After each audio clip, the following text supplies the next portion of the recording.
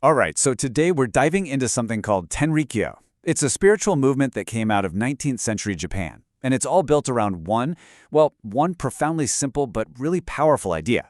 And trust me, it's a philosophy that completely reframes what it even means to be human. So let's just start with this question, because honestly, it's the foundation for everything we're about to get into.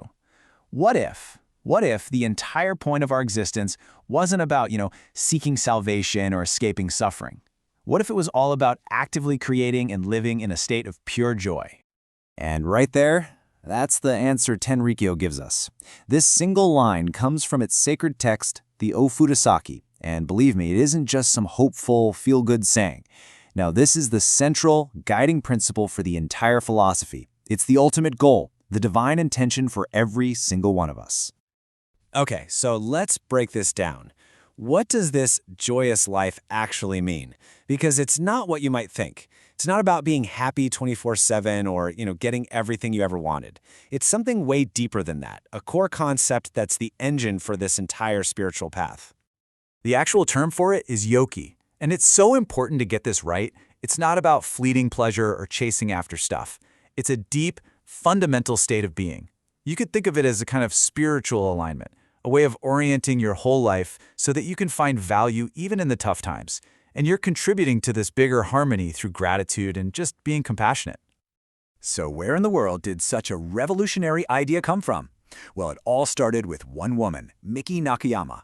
Her life was completely, and I mean completely transformed by this incredible spiritual experience, an experience that would eventually ripple out across the entire globe.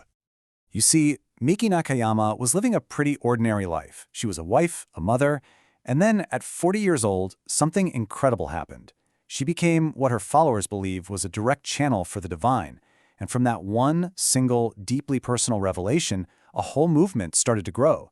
It eventually got formal recognition during Japan's Meiji era, which, you have to remember, was a time of huge social and religious change. It's just a remarkable story. Okay, so we've got the origin story down. Now let's dig into the core beliefs that actually guide a follower's life. I mean, how do you live this philosophy of joy, day in and day out? Well, it all starts with a really unique way of understanding the divine. In Tenrikyo, the divine creator isn't called God the Father or some distant king. It's God the Parent. And this is huge, because it's not some distant, judgmental figure up in the clouds. Instead, God the Parent is seen as just fundamentally good and wanting, more than anything, for every single one of us to experience that state of yōki, that joyous life. The whole relationship is meant to be a constant, direct conversation. And this next idea is one of my favorites. It's so powerful. It's called Kashimono Karimono, and the concept is this. Your physical body, it's not really yours. It's on loan, a temporary loan from God the Parent. I mean, think about that. It completely reframes how you see your own health and your own body. It's not about ownership at all. It's about being a good steward, taking care of this sacred gift you've been given. So if your body is a loan and life is a gift, how do you say thank you? Well, it's all about action. The most important practice is something called hinokishin, which basically means selfless, voluntary service.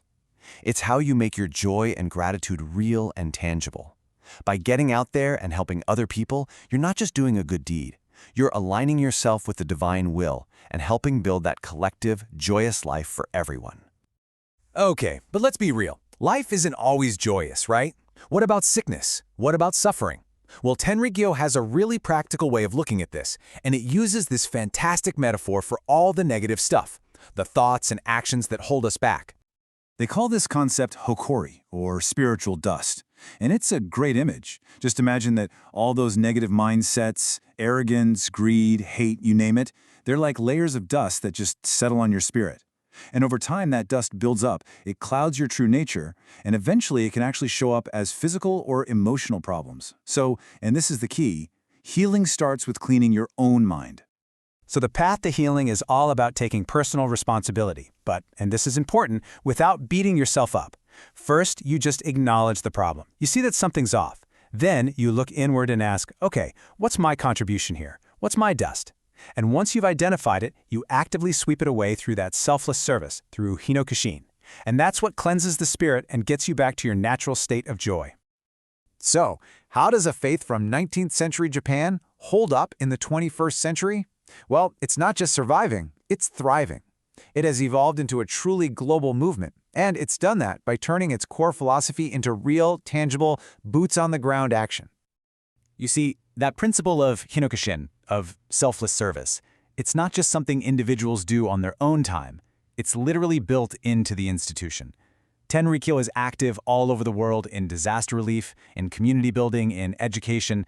It really goes to show you that the core idea of creating a joyous life isn't just about feeling good inside. It's about getting out there and actively building a better, more harmonious world for every single person. It is, through and through, a faith of action.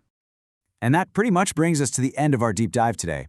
Tenrikyo really offers such a clear path. Joy is our purpose. Our bodies are a gift, and our own actions can sweep away the very dust that causes us to suffer. So that leaves all of us with a really powerful question to think about, no matter what our spiritual beliefs are. What dust needs sweeping in our own lives? And how can we start?